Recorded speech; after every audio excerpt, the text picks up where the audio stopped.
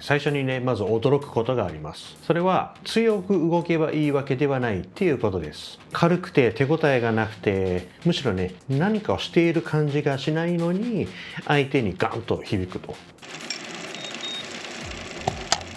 普通のトレーニングや技術指導というのは基本的に追加していく学習ですね。新しい、パンチの打ち方を覚えるとか、つまり今ある引き出しに新しい引き出しを足していくような学習です。このタイプの学習であれば理論なんかね、多少曖昧でも反復でなんとかなることが多いですね。繰り返せば体が覚えていくからです。でも、終鉄でやろうとしているのはそこではありません。例えば多くの人はこういう前提で動いています。力は足されるほど強くなる。頑張っている感覚、効いている感覚があるほど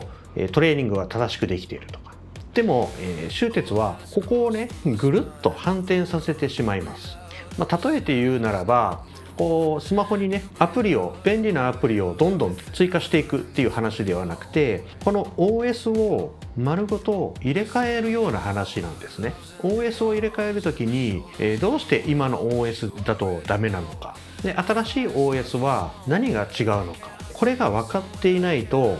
人はね、無意識に古い操作を続けるようになってしまうんですね。つまり理論を理解するっていうのは、なぜ前提ごと変えなきゃいけないのかなっていうのを自分でね、ちゃんと納得する作業なんですね。僕たちはね、もう何十年もかけて、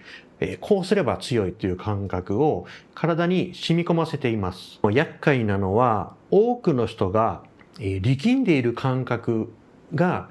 正しい感覚だっていうふうについつい信じてしまっていることなんですね。でも、終鉄における正しい状態はむしろ逆なんですね。この感覚は普通の人にとっては、どちらかというとね、不安な感覚ですらあるんですね。こんな軽くてこれが正解なわけないじゃないかと、そういうふうに思ってしまう。これはね、もう指導していてあるあるの現象です。そうすると何が起こるかというと、無意識に余計な力みを自分で足していってしまうんですね。せっかく起きかけていたこの深層筋の自動制御を自分でぶち壊してしまうことになります。だから、理論が必要なんです。表面の筋肉を抜いた方が奥の筋肉の自動制御が邪魔されないで自然に働いてくれるよとか、だから結果として出力が上がるよという、これを、きちんと理解できていれば、力感がない状態に入った時でも、これはね、間違ってるんじゃなくて正しい方向に進んでるサインだなっていうふうにきちんと判断できることになります。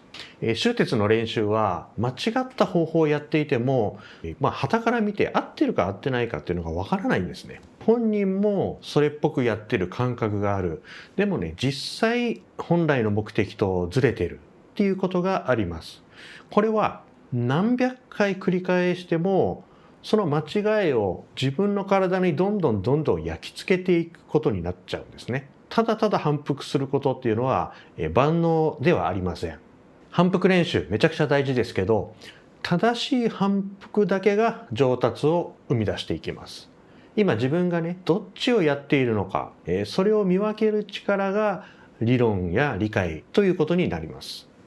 人間の脳は新しい情報が入ってくると、それを自分が知っている知識に翻訳して取り込もうとします。ここがものすごく大きな罠になってしまいます。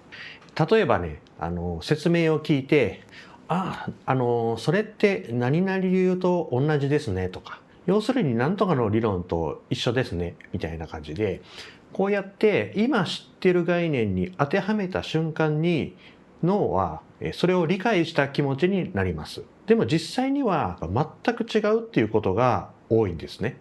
認知心理学でいうと流暢性の錯覚っていう現象です。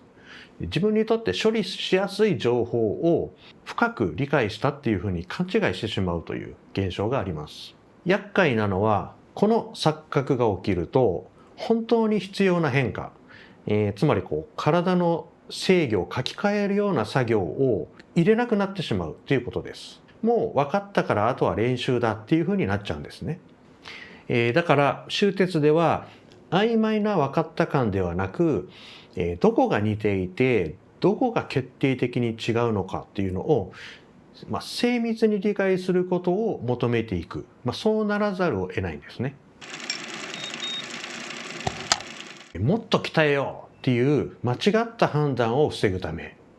打撃が弱かったりとか当たりが弱かったりすると、多くの人は筋力が足りないって思ってしまいます。筋力が足りないからもっと鍛えないといけないって考えてしまいます。でも実際には問題はそこじゃないっていうことがものすごく多いんですね。拳から足の裏までの力のこの通り道の中に、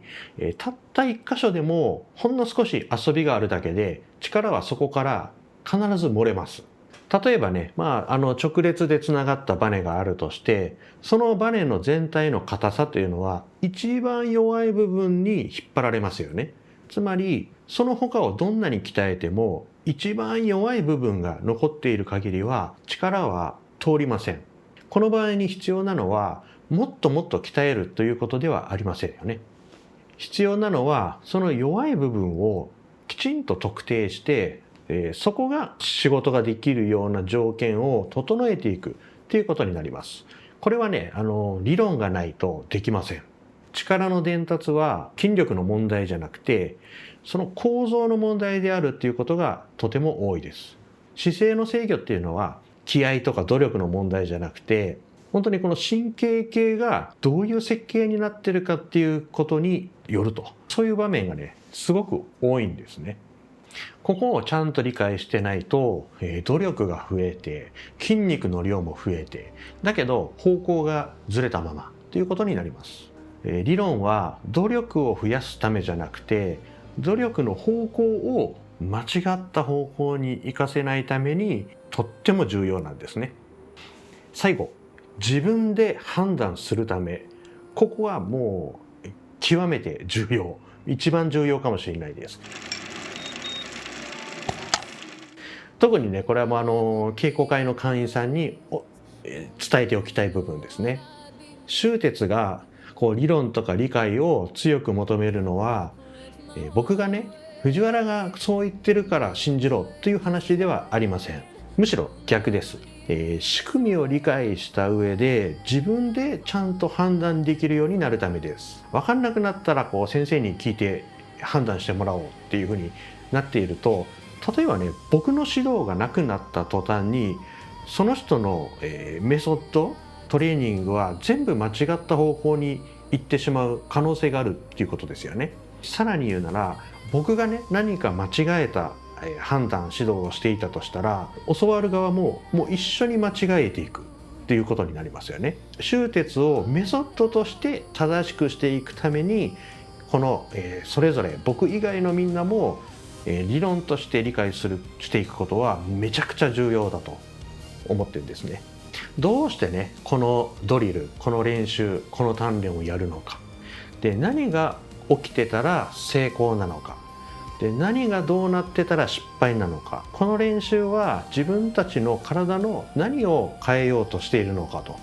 ここまで分かっている人は、もう一人でも練習の質を保てるんですね。指導の言葉の意図も組めるようになっていきます。そしてね、いずれその人は誰かにこの技術を伝える側に立つこともできます。自分の感覚は当てにならない。見た感じも当てにならない。分かったつもりも当てにならない。だからこそ、理論を通じて、自分の体の中で起きていることをしっかり見抜いてほしいなと思います。